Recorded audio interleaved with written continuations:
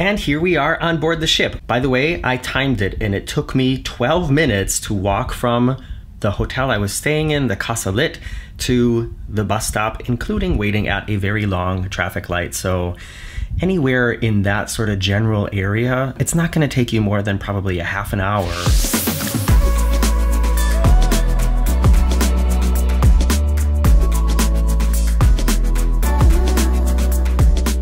It is summer in the Mediterranean. It's about 200 degrees outside with like 500% humidity. And in a weird twist of events, the sun is actually not shining this morning. Hello everybody, I'm Morgan from the very unofficial travel guides. I travel all around the world to popular and not so popular tourist destinations to give you a very honest, unofficial look at what it's like to be there. And I am in Barcelona getting ready to board another Mediterranean cruise.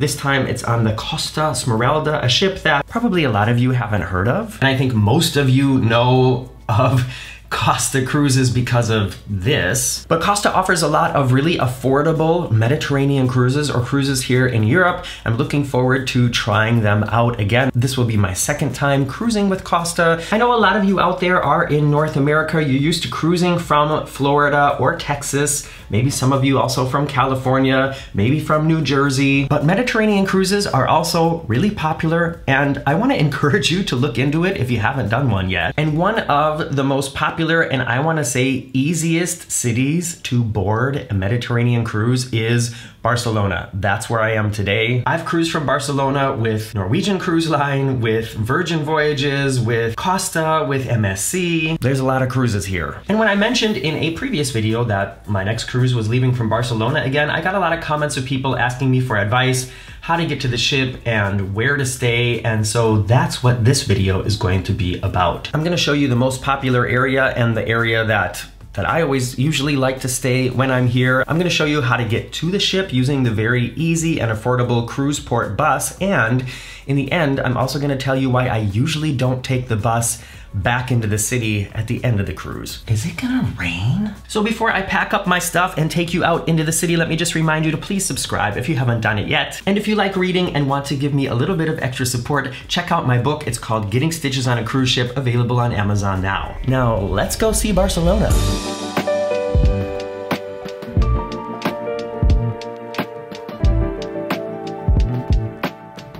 Well, would you look at this? It did start raining. I swear I have never had it rain here. And of course, the day that I pick to dedicate to film this little mini tour, it's raining. That'll increase the humidity. Let's do it anyways. Take a look at this map of the coast of Spain because I want to show you a few locations. This is where the airport is, and over here is the downtown area. If I zoom in here a little bit, you can see this is where the cruise port is, and the cruise bus leaves from this peninsula here. This area of the city is where we usually always stay and where I recommend you stay too. And this little corner is where the hotel is that I just stayed on this trip and where I usually stay. And this here is the famous La Rambla or Las Ramblas street that we'll be talking about a little bit more later in this video. That goes from Plaza de Catalunya to the Columbus column. And another thing we'll be looking at is the market over here and two hotels close by that I can also recommend. The hotel I stayed in this time is called Casa Lit Barcelona, and for a solo traveler, it's fine. The main reason I like to stay here is because it's just so close to the cruise bus. You'll see that later in the video. The design lets in a lot of sunlight, but it's honestly kind of like having a bed in the middle of the bathroom because the shower and the sink are by the window, then comes the bed, and the crapper is back by the door. I think they do have larger rooms too, but I've never stayed in one. I've never stayed here with Marcus. I've only stayed here on my own. One of the reasons the hotel that I stayed in last night is so convenient is it's just so close. This is the street that it's on. It's like right there around that corner there. And if you look down the end of this street, which is parallel, where the street basically ends there, that's right by where the bus stops. And we're gonna go check that out in a second, but it's just really close and convenient. And just 2 blocks up this way is where the parallel metro stop is. So it's just really convenient to get here from the airport, take the train to Parallel, and then just walk right here around the corner to the hotel. and a couple more blocks to get to the bus in the morning. That being said, last night was the first time ever in Barcelona that I had sort of an uncomfortable situation. When I was coming right around this corner here, right behind me, there were some guys hanging around. They were on these electric scooters, and they started kind of driving around me, and they were trying to engage me in conversation.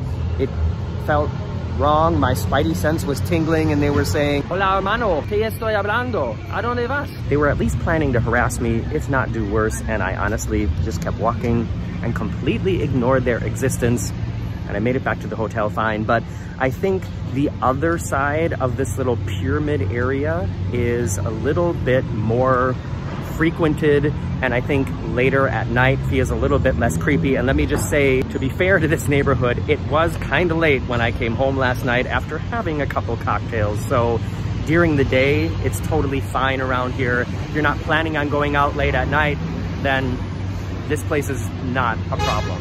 Okay, here's a little distance check for you to just let you know how far I've gone already from where I was just standing. At the end of the stone wall there is the street that my hotel that I stayed in last night is on. And I'm gonna just turn around here and show you over here in front of that brownish building in the center of the frame. That's where the bus is. There's a lot of big streets to cross, but it's really not that far. If you've been walking towards the water for a while and you're feeling a little bit confused, as soon as you see this huge metal structure, that's how you know you're getting really close. And this is something you can see for a couple blocks in all directions. So it's kind of a good landmark to help you find your way. Here's another distance check. You can kind of see the stone wall around the old fort there, well, behind the bus. And the corner that I stopped to talk at before is just behind those palm trees there. So walked all the way down there, across the street here by the old cruise terminal. And actually right behind there, that's where the cruise bus used to take people. And then, I don't know, about 4 or 5 years ago, I think they changed it to its current location. Another great landmark, something really easy to see, is this center tower for the famous Barcelona cable car. If you can see that, that is also right by where the bus stops. Now, don't get confused. When you come around the corner here, there is a ferry terminal here, and this could be confusing because you might think, oh, is this a cruise terminal? But it is not. You need to walk over here to the island in between, and that's where the cruise buses are. And another thing that might be a little bit confusing is that a lot of buses stop here. All the double-decker bus tours stop here. Other kind of city tour buses stop here. Those are not the buses you want to take if you're trying to get to the cruise ship. The bus that goes to the cruise port literally says cruise bus on it. And you can see a one-way ticket to get from here to the port or from the port over here is only €3. If you want to go back and forth, it's $4.50, and you have to have cash, and it's best to have the appropriate amount so they don't have to give you change. From my experience, I can tell you they really appreciate that. Don't try to get into the cruise bus and try to pay with like a €50 bill. That's not gonna make you friends. All right, let me show you again just so it's really, really clear where this is. There's the metal sculpture, and directly behind me is the tower for the cable car. The cruise bus is not on this side, it's on this side. Right there. And there they go, off to the cruise port. See you later, maybe. Oh my gosh, the sun is coming out now, and it's already so humid. It's gonna get so hot now. Here we are on La Rambla, which is probably the most famous, most touristy, most crowded, and loudest street in Barcelona. If you're here as a tourist, this is gonna be one of the places that you're gonna want to go to. What it basically is two streets, one with traffic going in one direction, one with traffic going in the other direction, and in the middle is a big sidewalk area with shops, restaurants, bars, and all kinds of things to buy to remember your visit to Barcelona. But since we're focusing on the hotel and cruise bus situation, if you're staying here on La Rambla, one easy navigation tool I can give you is it literally goes down towards the water. So if you're staying on like the left side facing the water or the right side facing the water, you come to this street and you don't know which direction to go, down is towards the water. And that's where you're going to need to go if you want to get to the cruise bus. And that's kind of what we're talking about in this video. One landmark you can easily identify to help you find your way to the bottom of La Rambla is the column dedicated to Christopher Columbus, the man who was famous for what? Do you remember? Anyone? What did he do? Yes, this is the man who created the patented technique of becoming famous for discovering islands and continents where people were already living.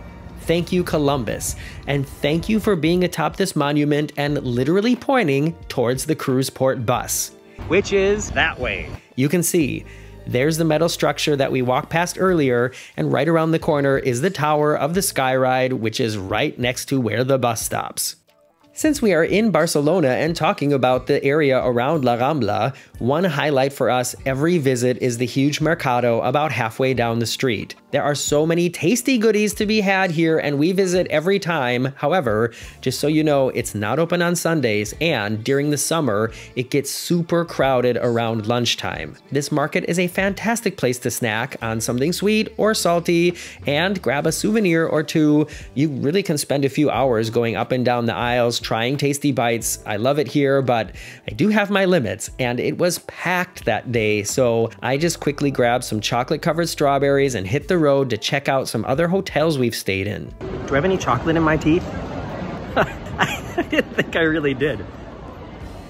Right behind those trees is a hotel that I have stayed at and would stay at again. It's called San Agustin. It's a very convenient location close to La Rambla, and when we stayed there, we really enjoyed getting up in the morning before the mercado got too crazy and go over there for a short snack. The mercado is literally right there. The reason I didn't stay here this time is just because it's a little more expensive, and when I'm paying for it by myself, I try to keep the budget down, but when Marcus and I travel together, we would probably stay here again. And there's another place I wanted to show you. Just one street further away from the San Agustin is Hotel Leonardo, which we also stayed at and would definitely stay at again. And one kind of nice thing about this place is the rooms on the one side have these fun little balconies. So we thought that was a cool thing to have when you're staying in Barcelona. They're both kind of cool and modern, and I think they're in the same price category, although it's been a while since we've stayed at both of those. Not because we didn't like them, but just because I like to try new places and look for, you know, a new favorite. But like I said, I can recommend both San Agustin and Leonardo. Stayed at both of them. Would stay there again. Just really quickly, another hotel that Marcus has stayed at and that I got to see was the Andante here. It's a really nice hotel, great rooms, really cool rooftop bar and pool area. Marcus said the breakfast was amazing as well, and the reason I wouldn't necessarily recommend this place is because the entrance area has a roof over it, and we just noticed at night that, I don't know, strange people seem to collect underneath here. So that might make you uncomfortable if you're not used to situations like that. But if you do live in a big city, if you're used to traveling to places like that, you know, it is what it is. You'll see that kind of thing in a lot of big cities. I wanted to show you a little bit more, but I'm kind of running out of time. It's already past 1 o'clock, and on my cruise information thing, it said, be at the ship at 1:30. And I can already tell you, even though the cruise bus is really close to my hotel, probably not going to make it there by 1:30. I think it's better to get there a little bit later than too early. And the ship isn't leaving until, I think 6 o'clock tonight to sail away. So not worried about that, but still, I'm going to try to get there at the time that's listed on my information. So let's get back to the hotel and then go to the ship.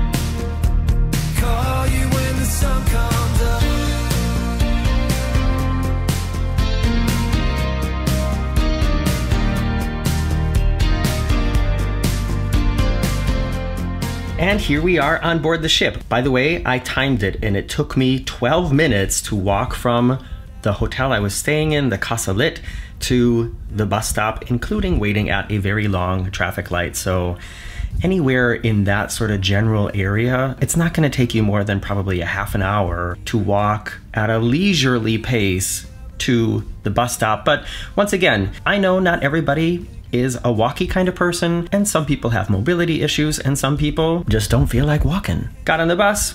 It left like maybe 3 minutes after I got there, 4 minutes after I got there, and it takes about, not even 5 minutes to get over that big long bridge to the pier. Check-in went really quickly. I did see two interesting things. One is they had a drug sniffing dog, and they took some people to the side because the dog smelled something. Not a great way to start your cruise. Another thing that I saw was at the check-in counter, there was a couple who they had some problem with their reservation. They both looked extremely frustrated, and there were 4 people working on whatever it was that was the problem. They were right next to me, and I understand a little bit of Spanish, and I think it had something to do with something was written wrong. Maybe they had the wrong number in their passport or something like that. So like the number that they had put into their reservation from their passport was different than their actual passport.